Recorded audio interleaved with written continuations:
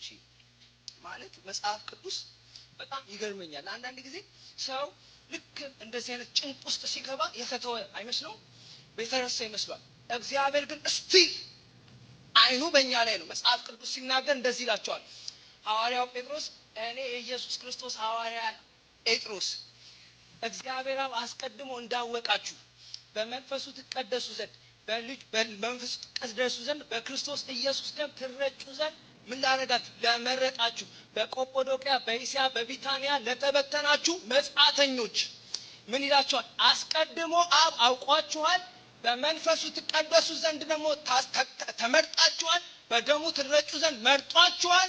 ምርጦች ናችሁ፣ ግን ደግሞ at the same time ተበትናችኋል፣ መጻተኛ ናችሁ። ምን ማለት ነው? አሁን አይመስልም።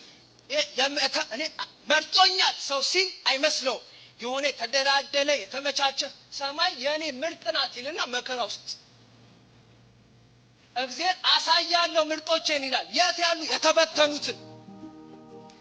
ለተናው ወንድሞቼ ክርስትና እንደዚህ ዛሬም እግዚአብሔር ምርጥ ናችሁ።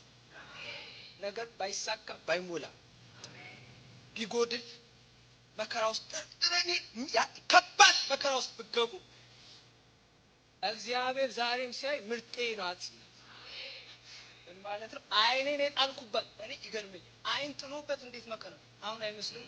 የኔ እንትና ምርጤ ናት ካለ እኮ ጥሩ ቦታ ምናምን ነው የምናስበው። ለተበተኑት ናቸው፣ ግን መርጫችሁ የኔ ናቸው። ክርስትና እንደዚህ ነው። ተበትኗል ይላል ምን ይላል? ግን መርጫዋለሁ የኔ ነው። ክብር ለእግዚአብሔር ነው።